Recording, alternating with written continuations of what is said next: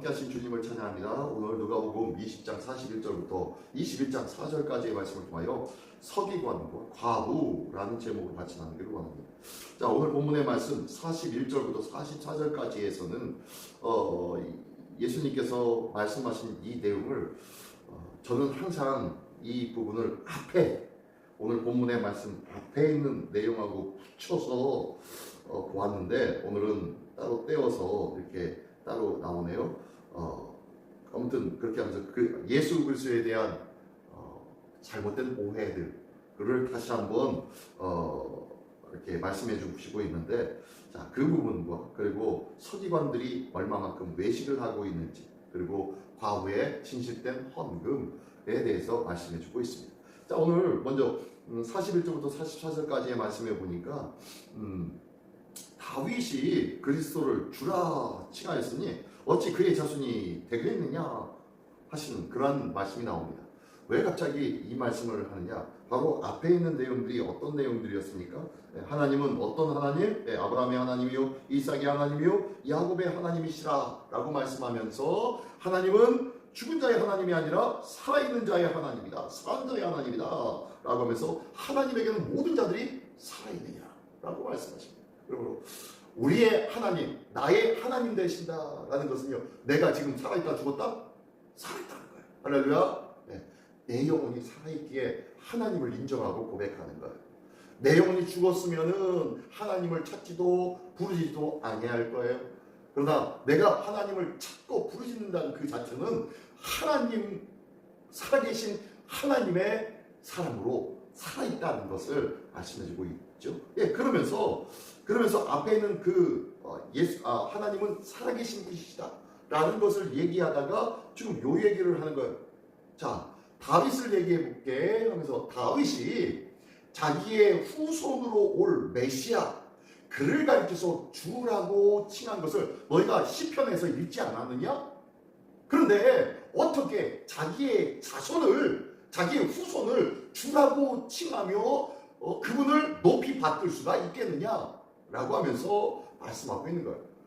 지금 그게 무슨 얘기를 하고 있습니까? 비록 당신의 혈육을 통하여서 후손으로 오실 분이지만 그분은 원래 어떤 분이시라는 거예요? 내가 태어나기 전부터 이미 계셨던 하나님이셨다라는 것을 증명하고 있는 것 아니겠느냐라고 말씀하면서 예수 그리스도의 올바른 생각과 가치를 얘기해주고 있어요. 너희들이 지금까지 따져봐라, 어떻게 후손을 향하여서 주님이라고 할 수가 있겠느냐? 말이 되지 않잖아? 너 이거에 대해서 생각해 본 적이 있어? 이런 거에 대해서 궁금해 본 적이 있어? 너희들 그냥 믿어 하나님의 말씀이니까 다 믿어야 돼 라고 무조건적으로 맹목적인 신앙을 가지고 있었니? 그건 아니잖아. 한번 이 말씀에 대해서 궁금증을 한번 가져보지 않았어? 이것이 이상하지 않았어? 라고 말씀하고 있는 거예요. 그러면서 왜 이런 일들이 있느냐? 바로 그분이 비록 예수님의 다윗의 후손으로 왔지만 그 예수 그리스도는 영원하신 하나님이시기에, 먼저 영원 전부터 계셨던 분이시기에 그분을 주라고 칭하는 거야 라고 하면서 가르쳐주고 있습니다. 다시 한번 얘기하면요, 너희가 예수 그리스도의 인성, 그러니까 사람으로서의 모습으로만 생각하였느냐? 아니야. 우리가 생각하고 있는 메시아는 다윗의 후손으로 와서 이 땅에 하나님의 나라를 이룰 다윗의 왕국을 새롭게 건립할 그러한 인간적인 메시아, 그것으로 국한 지어서 생각하면은 안 돼. 그분은 하나님이신 분이시고, 그분이 추구하고 말씀하시는 그 나라는 하나님의 나라야.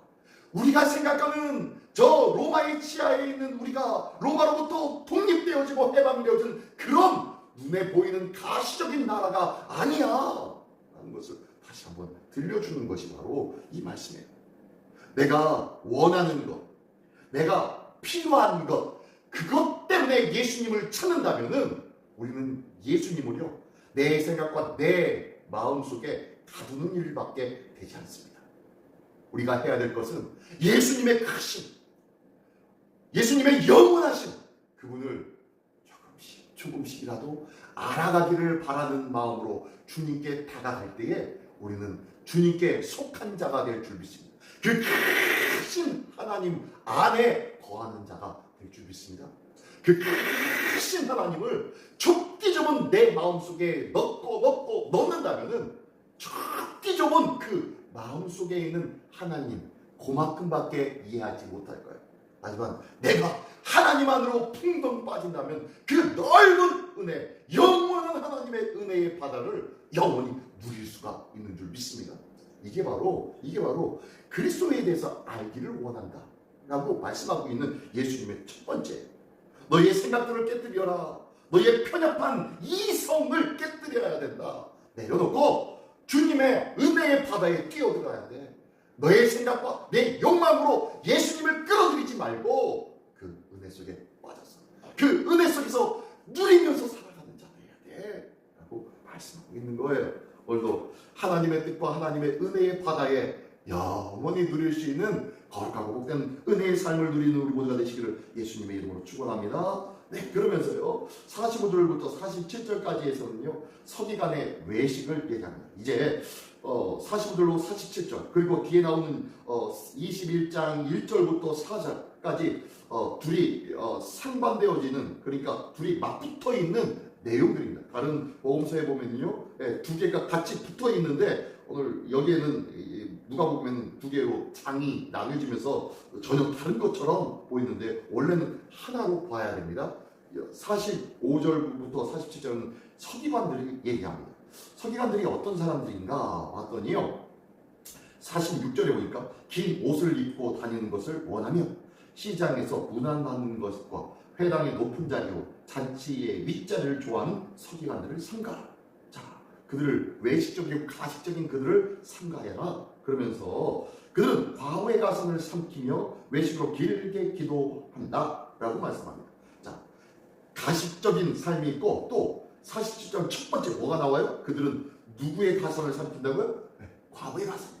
힘없는 자, 의지할 데 없는 자의 그 힘들고 어려운 생활 속에서 조금씩 모아가며 그것들로 하루 생활하고 있는 그 것마저도 다 빼앗아 먹는, 그 피를 빨아먹는 그러한 자들이다 라고 말씀하고 있습니다. 이 말씀 외에 다른 복음서에 보면요 이 바리새인들은 뭐 하는 사람들이다? 예, 바리새인들은 거의 다 서기관들이죠. 서기관들은 거의 다 바리새인들이었어요. 바리새파 사람들이었어요. 그런 사람, 이 사람들은 뭘 좋아하는 사람이라고 하냐면은 돈을 좋아하는 사람들이라고 말씀하고 있어요.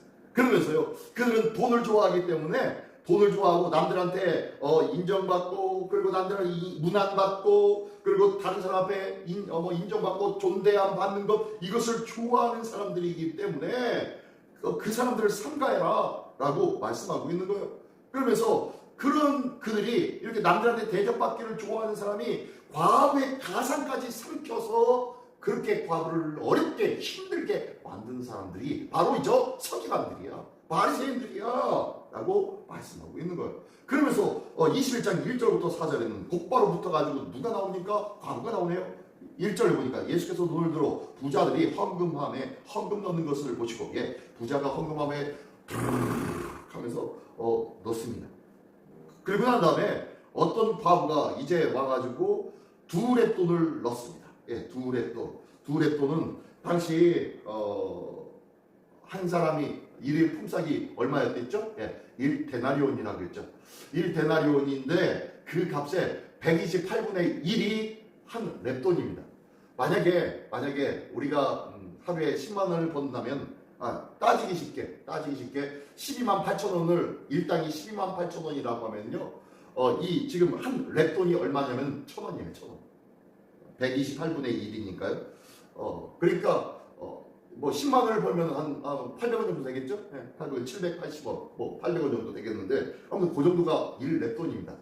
그리고 이 두 렛돈이라고 했으니까 뭐 2,000원, 1,600원에서 2,000원 정도 되어지는 그 돈을 넣는 거예요. 부자는 많은 돈을 넣었는데, 헌금함에 넣었는데, 이 가난한 과부는 두 렛돈밖에 넣지 않았어요. 근데 이것이 이 과부의 전부였다 라고 말씀하고 있어요. 4절에 보니까 저들은 풍족한 중에 헌금을 넣었거니와 이 과부는 그 가난한 중에서 자기가 가지고 있는 생활비 전부를 넣습니다. 전부가 바로 그가 가지고 있는 전부가 겨우 2,000원이었다. 이처럼 천부를 하나님께 뒀다는 거예요. 그러니까 예수님이 뭐라 그래요? 저 과부가 그 어떤 사람보다 가장 많이 하나님께 드렸다라고 말씀하고 있는 거예요. 그의 모든 것 천부를 드렸기에 그렇다는 거예요.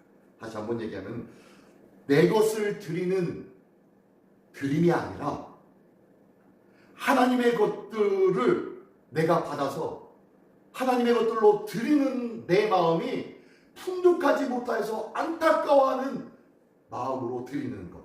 즉 다시 한번 얘기하자면요, 물질을 드리는 것이 헌금이 아니라 마음을 드리는 것, 마음의 천부를 드리는 것이 진짜 헌금이라고 말씀하고 있는 거예요.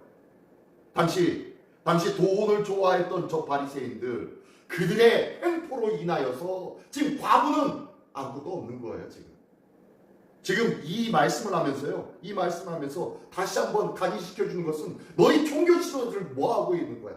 과거의 가상을 다 뺏어버려서 아무것도 없는 그들이 결국에 둘의 돈만밖에 헌금하지 못하고 이제 그날 사 먹을 돈도 없이 철렁철렁 이제 이 성전을 빠져나갈 텐데, 그들을 위해서 너희가 하고 있는 것은 뭐야? 너희가 하고 있는 것은 기도만 하고 있니? 사람들 앞에 거리에 나가서 두 큰 돋보자가 큰 옷을 입고 철렁철렁 올리는 그 옷을 입고 손을 높이 들고 큰 소리로 기도하는 것으로 너희 할 일을 다 했다고 생각하니? 너희가 돈을 사랑하지 말고 그 영혼을 사랑하며 그들을 돌아봐야지 않겠어? 라고 다시 한번 경고하고 있는 거예요. 하나님 앞에 마음을 드리고 온전한 신앙의 삶을 살아가기 시작할 때는요, 우리가 하나님 앞에 드리는 것이 정말로 많은 것으로 드리게 될 줄 믿습니다. 왜요? 마음을 드리니까요. 하나님께서 인정하시는 마음을 드리니까요, 많을 수밖에 없어요. 금액이 많은 것이 아니라 하나님 앞에 많은 것이 될 수밖에 없다는 거예요. 하나님 앞에 하나님께서 보시기에 정말로 많은 것들로 하나님 앞에 드릴 수 있는 우리 모두가 되기를 원합니다. 왜요? 마음을 드리기 때문에. 마음을 드릴 수 있는 우리 모두가 되기를 원합니다. 돈의 권세가 세상을 주관하고 있는 이때에 이 돈의 권세 때문에 세상이 얼마나 많이 황폐하게 되어졌습니까? 이 세상에 참된 돈의 이 권세의 주인은 누구예요? 하나님이신 줄 믿습니다.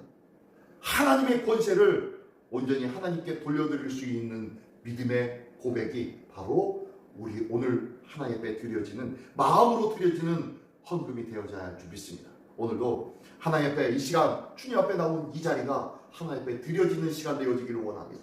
마음을 드리며 하나님 앞에 모든 것들을 드리며, 세상은 돈으로 좌지우지 되어지지만 이 돈의 권세를 쥐고 계신 하나님, 이 온 땅의 역사를 주관하신 하나님, 우리는 돈의 권세를 의지하는 것이 아니요 하나님의 권세를 의지하며 하나님 앞에 모든 것을 의뢰하고 맡기는 한 날 되어지기를 원합니다.